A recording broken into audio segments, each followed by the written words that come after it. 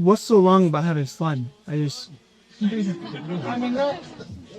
not not something that would be harmful to other people, or that's to say against the church views or whatever. Just like sharing company with other people and enjoying. Yes, well, you see, we have this modern word fun for it. That's not actually fun. That's some kind of entertainment or good time, something like that. Nowadays, you have this word fun, which sort of, you can use that word, of course, the way it's used, they use, there's also nothing wrong with it. It's sort of, you can see that it has overtones of sort of fun is an empty thing. And this thing is something that's totally empty, has no meaning to it, especially if it becomes involved with something which is weird or abnormal. Then it is deprived of its any kind of positive value. But of course, ordinary talking to people, having good times, going on picnics and having what a wholesome fun, or a wholesome enjoyment, is wrong with that. It's when it becomes something empty or something weird. Life becomes a constant search for fun, which, by the way, is a word which is totally unheard of in any other vocabulary. In 19th century Russia, you wouldn't have understood what this word means, or any civilized, serious civilization.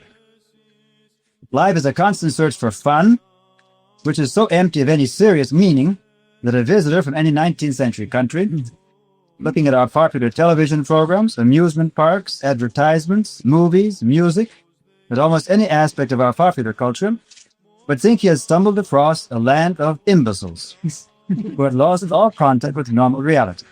We don't often take that into consideration because we are living in this society and we take it for granted. It really, some outsider comes in, and often a person just from the country of Eastern Europe comes in, where they have a very tough life, and he sees how strange this way of life is that we think is normal. Some recent observers of our contemporary life have called the young people of today the me generation. In our times, the age of narcissism, self-worship, characterized by a worship of and fascination with oneself that prevents a normal human life from developing. Others have spoken of the plastic universe or fantasy world in which so many people live today, unable to face or come to terms with the reality of the world around them or the problems within themselves. When the me generation turns to religion, which has been happening very frequently in the past several decades, it is usually to a plastic or fantasy form of religion. The religion of self-development, where the self remains the object of worship, of brainwashing and mind control, of deified gurus and swamis, of a pursuit of UFOs and extraterrestrial beings, of abnormal states and feelings. There's no need to go into all these right here. These manifestations are probably familiar to all of you in some form or other. Later on, I'll discuss a little how these touch on the Orthodox Christian spiritual life of our days. It is important for us to realize, as we try ourselves to lead a Christian life today, that the world which has been formed by our pampered times makes demands on the soul, whether in religion or in secular life, which are what one has to call totalitarian. This is easy enough to see in the mind-bending cults that have received so much publicity in recent years, which demand total allegiance to a self-made holy man. But it is just as evident in secular life, where one is confronted not just by an individual temptation here or there, but by a constant state of temptation, which attacks one whether in the background music heard everywhere in markets and businesses, in the public signs and billboards on city streets, in the rock music which is brought everywhere by its devotees, even to forest campgrounds and trails, and in the home itself, where television often becomes the secret ruler of the household, dictating modern values, opinions, and tastes. If you have young children, you know how true this is. When you've seen something on television, how difficult it is to fight against this new opinion which has been given as an authority by the television. The message of this universal temptation, which occurs in all these various forms, which attacks men today, and quite openly in the secular forms, but usually more hidden when it becomes religious, is something like the following motto: live for the present, enjoy yourself, relax, be comfortable. In fact, these very phrases become part of our everyday talk. It's quite distinct from earlier times.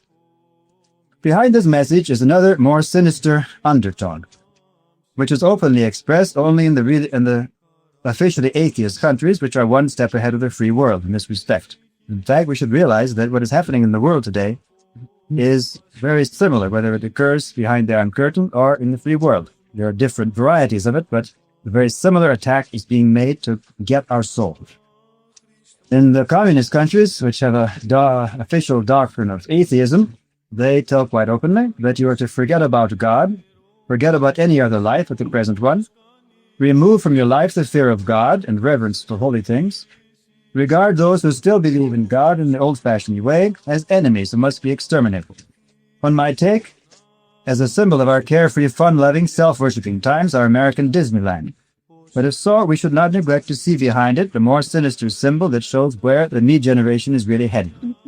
This symbol is what is well known in the Eastern countries under communism, the Soviet Gulag, chain of concentration camps that still governs the life of nearly half the world population.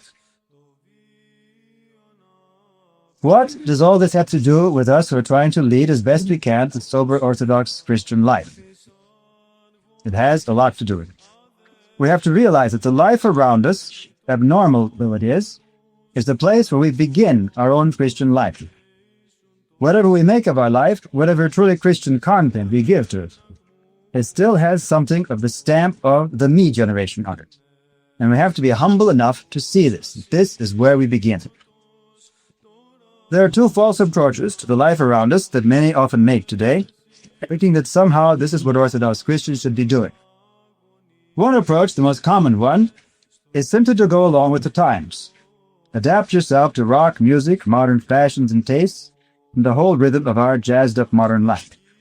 Often the more old-fashioned parents will have little contact with this life and live their own life more or less separate from it. But they will smile when they see their children follow after the latest craze and think that this is something harmless. This path is total disaster if we want to live a Christian life.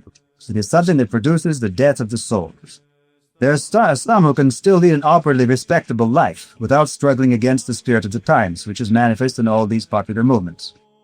But inwardly, such people are dead or dying. And the saddest thing of all, their children will pay the price in various psychic and spiritual disorders and sicknesses, which become more and more commonplace.